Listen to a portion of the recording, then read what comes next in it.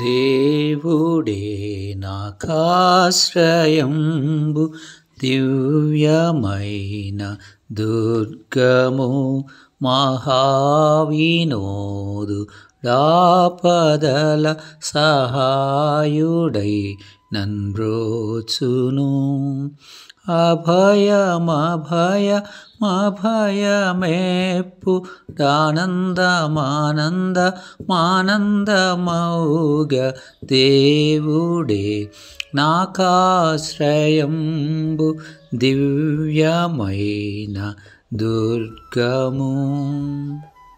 ఈ దినం కొరకు నియమించబడినటువంటి వాక్య భాగము యెషయా గ్రంథము 26వ అధ్యాయము 1వ వచనము. ఆ దినమున యూదా దేశములో జనులు ఈ కీర్తన పాడుదురు. బలమైన పట్టణమొకటి మనకున్నది, రక్షణను దానికి ప్రాకారములుగాను బురుజులుగాను ఆయన నియమించి ఉన్నాడు. యూదా దేశంలో ఉన్న ఇశ్రాయేలు ప్రజలు దేవునికి వారు పాడేటువంటి కీర్తన గురించి ఇక్కడ యెషయా గారు ప్రవచిస్తున్నారు. బలమైన పట్టణము మనకు ఒకటి ఉన్నది, ఆ బలమైన పట్టణానికి రక్షణను ప్రాకారాలుగా బురుజులుగా దేవుడే నియమించి ఉన్నాడన్న మాట అక్కడ వ్రాయబడి ఉంది. అనగా ఆ బలమైనటువంటి ప్రాకారము, బలమైనటువంటి బురుజులు, బలమైనటువంటి దుర్గాలు ఇవన్నీ కూడా మన దేవుడే అన్న వాస్తవాన్ని మనం ఎప్పుడు గుర్తుపెట్టుకోవాలి. 26వ అధ్యాయం 4వ వచనములో వ్రాయబడిన మాటని మీ కొరకు చదువుతున్నాను. 4వ వచనంలో ఇలాగా ఉంది: యెహోవాయే నిత్యాశ్రయ దుర్గము, యుగయుగములు యెహోవాను నమ్ముకొనుడి. దేవుడే మనకు నిత్య ఆశ్రయ దుర్గంగా ఉన్నాడు. యుగయుగములు మనము ఆయన నమ్ముకోగలము.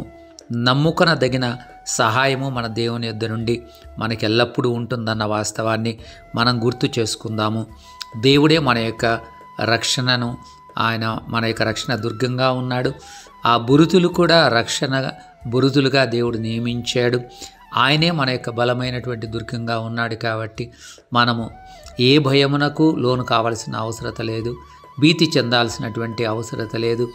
మన జీవితంలో నిరాశ నిస్పృహలకు గురవాల్సినటువంటి అవసరత లేదు. ఎందుకంటే మనం ఆయనను నమ్ముకున్నప్పుడు మన దేవుడు మన యొక్క శరణుగా ఉంటాడు, మన ఆశ్రయదుర్గంగా ఉంటాడు, మన విమోచకుడుగా ఉంటాడు, మన విడిపించేటువంటి వాడుగా ఉంటాడు, రక్షించేవాడుగా ఉంటాడు, మనకు సహాయం చేసేటువంటి సహాయకర్తగా ఆయన ఉంటాడు.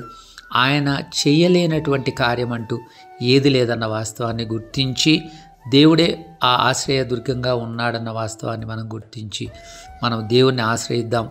మనం ఎడతెక్క ప్రార్థన చేద్దాం. ప్రభును నిత్యము నమ్ముకొనడానికి మనం ఇష్టపడదాం. తద్వారా దేవుడిచ్చేటువంటి ఆ యొక్క రక్షణ భాగ్యాన్ని మనం అందరం కూడా రిసీవ్ చేసుకోవాలని దేవుని యొక్క సేవకుడిగా నేను మీకు విన్నవించుకుంటున్నాను. మీ సహోదరుడు రెవరెండ్ డాక్టర్ ఎం ఐజక్.